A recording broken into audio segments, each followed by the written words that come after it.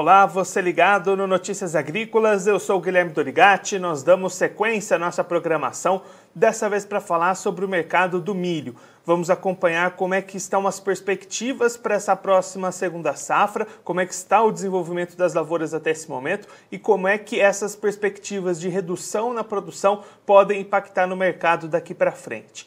Quem vai conversar com a gente sobre esses assuntos é o João Pedro Lopes, ele que é analista de inteligência de mercado da Stonex, já está aqui conosco por vídeo. Então seja muito bem-vindo, João, é um prazer tê-lo aqui no Notícias Agrícolas. Olá, Guilherme, eu que agradeço o convite, é um enorme prazer poder participar do seu programa. João, ontem a Stonex divulgou essas novas estimativas para essa segunda safra, então vamos começar passando esses números. Qual era a expectativa inicial de vocês para essa segunda safra e quanto já foi reduzido até esse momento? Bom, no início do ano, né, antes de todas essas questões climáticas que sofremos, a perspectiva era para uma produção acima de 80 milhões de toneladas na safrinha. E mês após mês, as perspectivas foram se deteriorando, né? Por quê? A área produtora de milho do Brasil, principalmente Centro-Sul, sofreu com grande problema de falta de chuvas, né? Um baixo nível de umidade, principalmente aí entre abril e meados de maio, que prejudicou muito o desenvolvimento da cultura, impactando então também nessa produtividade esperada. O nosso último número divulgado ontem está agora em 62 milhões de toneladas, tá? O que é um volume aproximadamente 17% abaixo do que a gente obteve na última safra. E aí, João, inclusive, como é que ficou a expectativa de área plantada? A gente teve, né, um aumento de área cultivada da safra passada para esse ano, mas nem isso também é capaz de sustentar um aumento na produção devido a esses problemas climáticos. Não. A gente sim observou um aumento nessa área plantada, né, quase 1 milhão de toneladas em relação à última safra, mas a queda na produtividade foi muito mais acentuada, né? No ano passado, a produtividade média brasileira ficou em torno de 5,5 toneladas por hectare, e esse ano a média nacional ficou em 4,2. Foi uma queda aí muito acentuada, que realmente foi o fator que resultou, né, nessa menor produção esperada. E aí, João, nessas condições climáticas que interferem com esse desenvolvimento, a gente tem a seca, a falta de chuvas, como você comentou, mas nos últimos tempos a gente teve também chuva de granizo, geada, ventania. Isso tudo já está contabilizado nesse último número ou vai aparecer na próxima revisão? Bom, sim, a safra já está caminhando para a fase final, né? Então, as questões climáticas daqui para frente, e nesse curto prazo, né, para trás, vão ter alguns impactos um pouco menos acentuados, né? Acho que dificilmente vamos apresentar mudanças tão radicais quanto essa desses últimos 2 meses, mas ainda assim, um clima mais adverso, ou uma chuva agora muito exagerada, com granizo, como você falou, pode sim trazer novos prejuízos, principalmente para se isso ocorrer nos estados mais ao norte e nordeste, que são estados que plantam tardiamente. Então, o clima ainda vai ter um impacto um pouco mais forte neles. João, uma outra questão que preocupava bastante no início da safra, que era a pressão de pragas, de doenças, especialmente a cigarrinha aparecendo em muitas localidades. Essa questão teve um impacto grande nessa redução de produção ou foi mais concentrada em questões climáticas mesmo? A gente ouviu bastante se falar, né, nessas questões de pragas, principalmente ali mais para o sul, no Paraná. Mas o principal motivo realmente para essa redução, para a nossa redução, foi a questão climática, né? que foi muito adverso, muito pouco, não propiciou, né, o pleno desenvolvimento da cultura. Agora, ali pensando no calendário daqui para frente para essa safra, quando as colheitas já começam a aparecer muito pontualmente, quando é que a gente deve ter uma intensificação desses trabalhos? E aí até quando deve ir essa colheita, já que esse plantio foi bastante espalhado também? Como você falou, né? O plantio da safrinha também foi atrasado. Grande parte ficou concentrada mais para o final de meados na segunda metade de março. Então, espera-se também um atraso nessa colheita. Já observamos alguns avanços esporádicos, mas ela deve começar a ganhar volume mesmo mais para a segunda metade de julho e avançar até final de agosto, setembro. Acredito que seja o período que essa colheita ainda esteja acontecendo.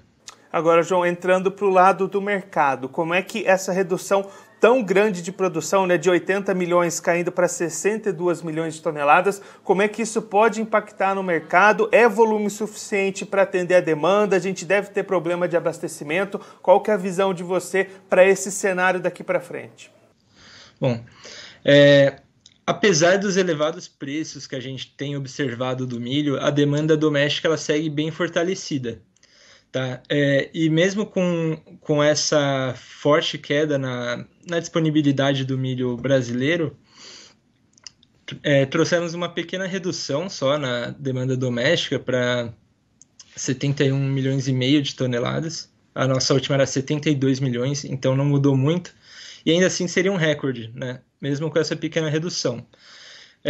O principal impacto dessa menor oferta seria no milho que acabaria sendo exportado. No ano passado, a gente exportou em torno de 35 milhões de toneladas. Para esse ano, a nossa estimativa fica em 21 milhões. Então, a gente vê que o abastecimento do mercado externo é o que vai ser mais impactado. O que promove isso, né? Justamente a questão da baixa oferta e dos preços brasileiros também estarem muito mais caros que o de outros países, né? O preço do milho no Brasil está mais elevado que o dos Estados Unidos, por exemplo, da Argentina. Então acaba que a demanda que países consumidores, né, como China, Japão, acabam direcionando a sua demanda para esses outros mercados.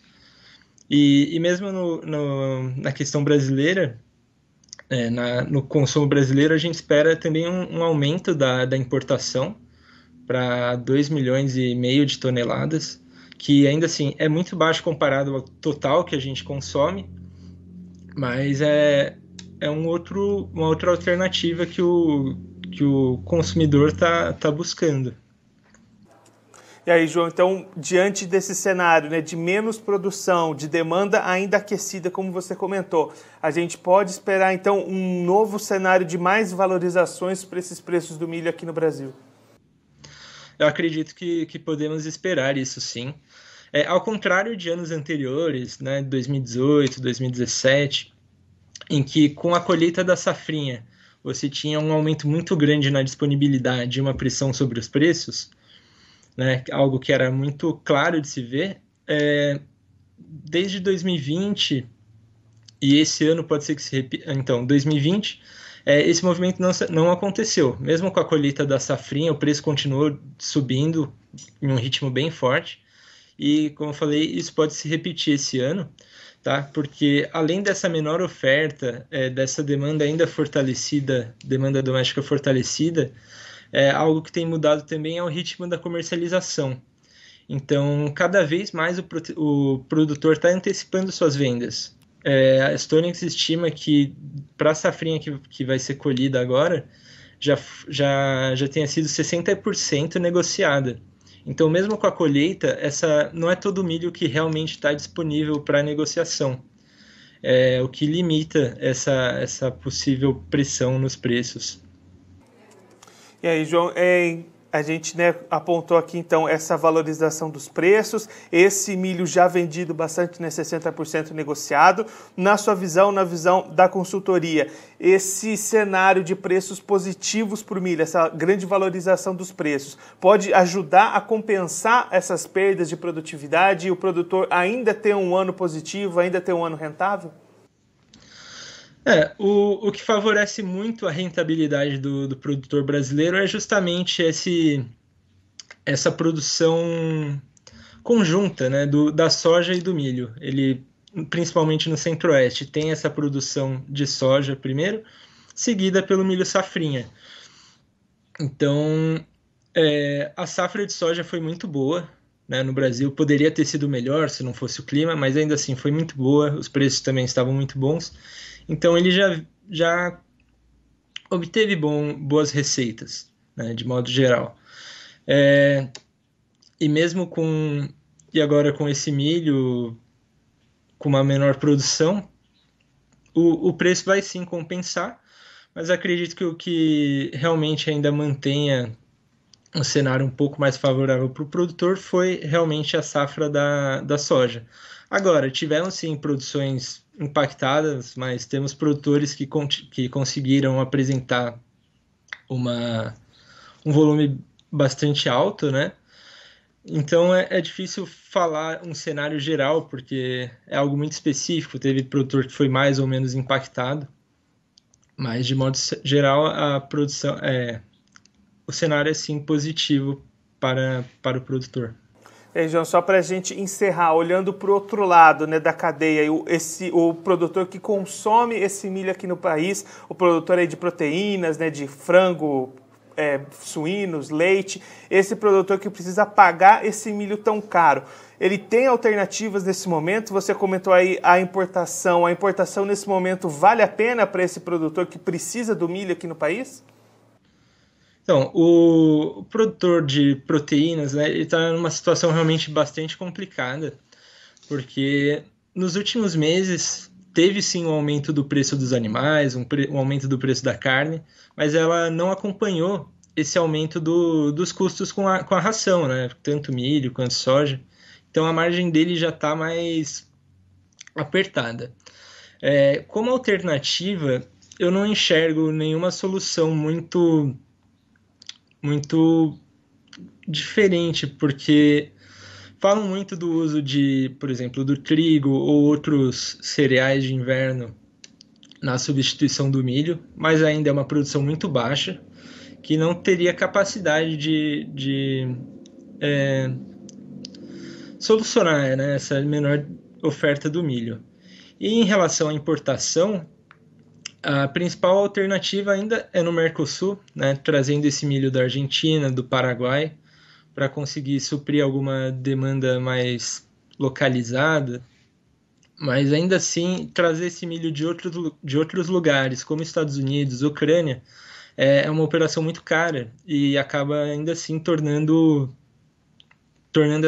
essa importação muito pouco viável, né? O dólar continua elevado, apesar das quedas recentes, ele ainda continua em um patamar elevado, que dificulta muito trazer esse milho de fora, né? De fora do Mercosul. João, muito obrigado pela sua participação, por ajudar a gente a entender todo esse cenário para a segunda safra, os impactos disso no mercado aqui no Brasil. Se você quiser deixar mais algum recado, alguma mensagem final para quem está acompanhando a gente, pode ficar à vontade. Eu que agradeço o convite, Guilherme. É sempre um prazer poder participar aqui do seu programa. E, bom, a safra tá perto do fim, mas ainda assim é muito importante continuar acompanhando, né? Porque realmente as questões climáticas ainda podem trazer alguma alteração, então é bom sempre ficar de olho.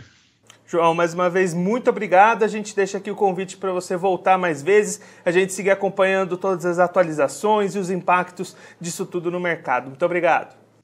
Eu que agradeço. Tchau, tchau.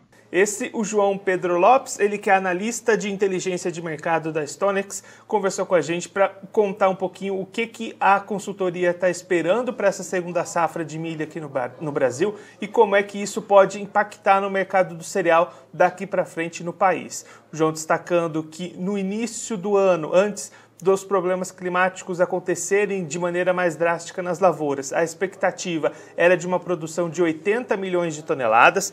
Nesse momento, depois de seca muito grande, períodos de estiagem, principalmente ali entre abril e maio, essa perspectiva já foi reduzida para 62 milhões de toneladas, um patamar que é inclusive 17% menor do que o produzido no ano passado, na segunda safra de 2020. Diante de tudo isso, o João Pedro Lopes esperando um impacto no mercado, sim, a manutenção de altas nos preços do milho, mesmo com os trabalhos de colheita acontecendo nesse segundo semestre. A expectativa é que os preços do milho sigam altos, até mesmo é possível novas valorizações nessas cotações, a demanda segue aquecida e esse milho sendo procurado. O que deve mudar para compensar um pouquinho, para atender melhor essa demanda interna, são as exportações. As exportações que foram de 35 milhões de toneladas no ano passado, previstas pela Stonex nesse ano para 21 milhões de toneladas. Essa redução justamente em função de que o milho no Brasil paga melhor do que o milho para ser exportado, então essa deve ser o remanejamento do mercado para atender essa demanda interna. O João Pedro Lopes também destacando a situação complicada para outra ponta da cadeia, aquele produtor brasileiro de proteínas, de frangos, suínos, de leite, que precisa consumir esse milho aqui no país. O milho bastante caro, valorizações acima das ocorridas com esses tipos de proteínas, e aí o produtor meio sem saída nesse momento, sem ter muita opção de substituir esse milho por outros cereais que têm uma produção mais restrita, também com opções restritas para importar esse milho de fora do país, Argentina e Paraguai podendo ser uma alternativa dependendo da localidade, o milho americano e ucraniano ainda bastante caro para chegar no país.